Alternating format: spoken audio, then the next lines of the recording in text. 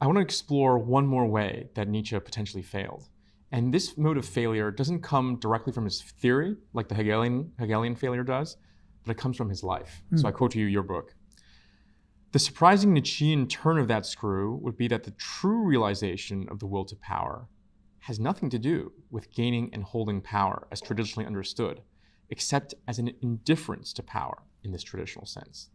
I take this as a critique, to put it bluntly, that Nietzsche has been a loser for most of his life. Maybe not in his early life when he was made professor, but that he was so ignored by society.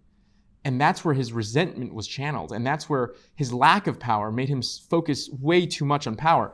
Maybe this ties into what you were saying about Nietzsche's odd celebrity, that he gathered a lot of people who were, who looked down upon modern age. When I meet Nietzscheans today, it's rarely the blonde beast, right? It's rarely the hyper-successful type. It's usually someone who's like Nietzsche, who's resentful, who's somewhat sickly, who's really been marginalized from society. Yeah, that's a good point.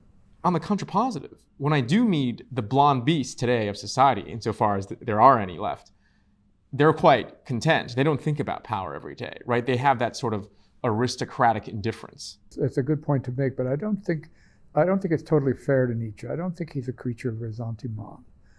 I think he does have, in just writing the books he wrote, some sort of aspiration to be transformative in a way that isn't just reactive, but is life-affirming rather than no-saying.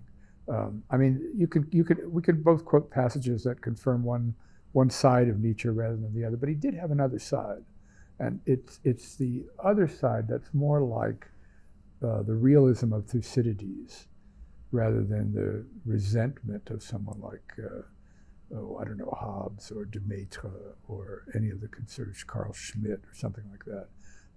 More like the intuitive insight of Sophocles or Montaigne than the skepticism of someone like Schopenhauer.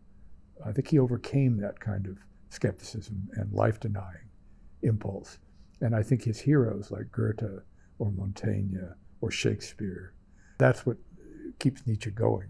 So I think you're right that there are elements of Nietzsche that are what he would regard as having fallen onto the dark side.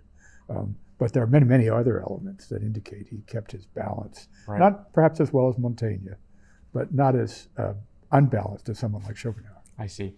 So maybe to conclude our interview, for our audience back home who agrees with a lot of the diagnoses that you read into Nietzsche about the problems of the day, and who might not just be content in this preservationist project that you said you and I are both partaking, any word of advice, last word of wisdom?